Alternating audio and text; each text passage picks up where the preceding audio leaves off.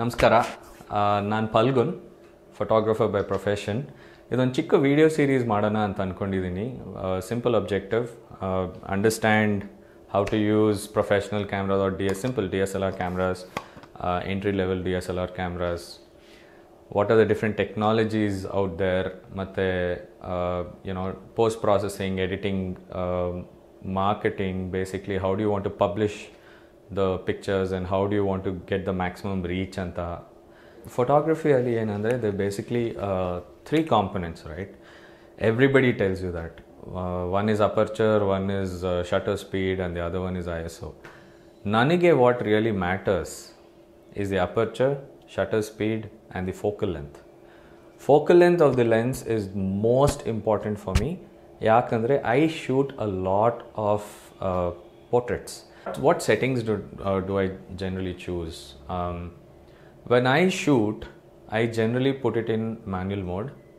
When you say manual mode, it's not manual focus. It is still autofocus, but it's manual exposure. So when you see M on the camera, it's basically manual exposure. I'm telling the camera what exposure it should choose. First thing, I would choose a 50mm lens. And primarily because it's a prime lens, it gives me great control over depth of field and also the focal length. And I've shot with a 50mm lens for like I think 10 years now or more than that. I can shoot an entire wedding with a 50mm lens. I love that angle of view and the distance that I can maintain from the action. So I've always preferred a 50mm lens. There are primarily two things that you have to look at. One is the focal length, and the other is the aperture of the lens.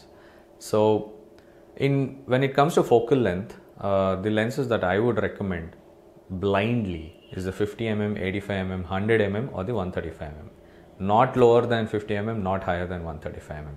The 50mm is perfect for me because I get to maintain that safe distance from the subject where the subject doesn't feel awkward, that you're kind of intruding into their comfort zone.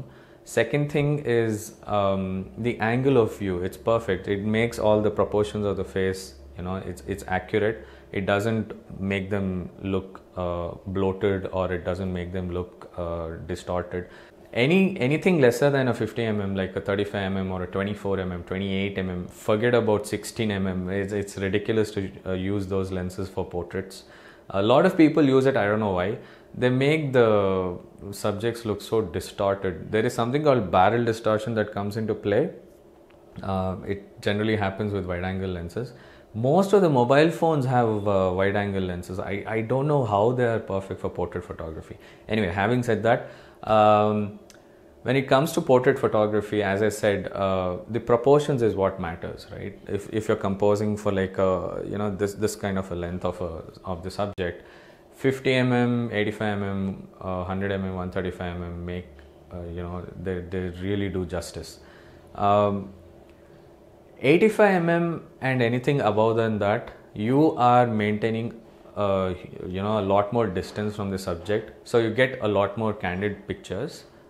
You really can't you can't really influence the situation when you're standing way back. It's good in a way. With a 135mm lens, you can really be candid. Anything more than 135mm, what happens is the subject's faces will start looking bloated. They look fatter, chubbier. Though a lot of people like to shoot with longer telephoto lens, it gives you that separation from the background, but you have to always look at the proportions of the subject. So sometimes the nose looks fatter, the ears will look the cheeks and everything will look bloated. So I would suggest try to stick in this range, 50mm to 135mm, whether you use a point and shoot or a DSLR or anything. Okay, now let's look at the aperture. The aperture setting that I would use is f2. Max I would use is f2.8. I would not use f1.2 or f1.4 or f1.8, though it is really tempting to use it. I wouldn't use it because you know, if you focus on a subject, either the nose will be in focus or the eyes will be in focus and the nose will be blurred out. It's just a pain in the ass to use it. So I would just put it at f2, and it's worked wonders till now. If there are more than one person standing in front of you, like for example a couple, or the couple and their parents standing together, and you want to quickly get a good portrait picture, you know, I would quickly shift the aperture to f2.8 so that I get a little bit more depth of field, and everybody's you know, all the subjects are in focus.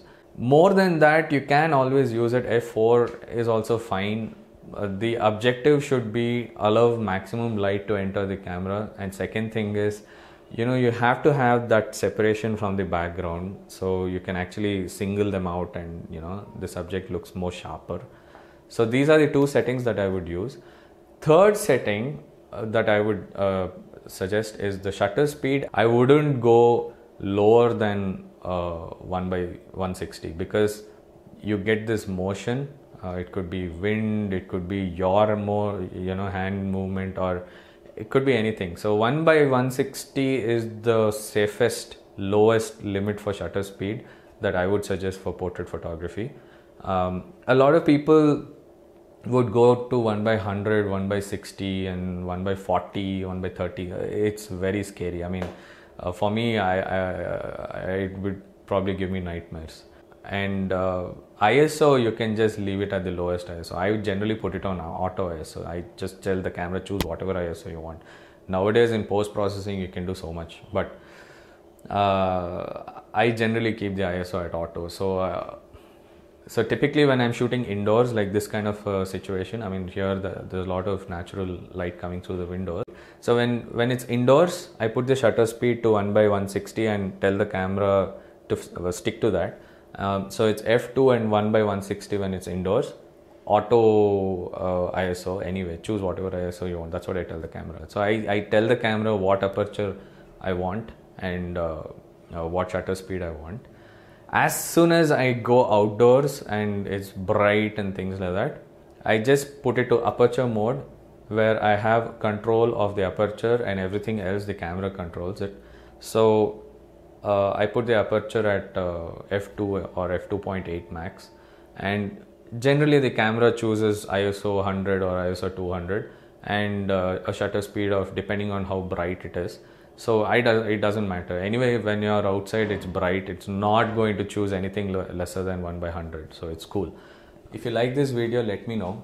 Any questions, drop it in the comments. We'll definitely look at it. Even if you want any other topic to be discussed, just drop it in the comments, recommend it, suggest, and I will pick it up in the next video. Yeah. All right. Bye-bye. Thank you for watching. Hope this helps.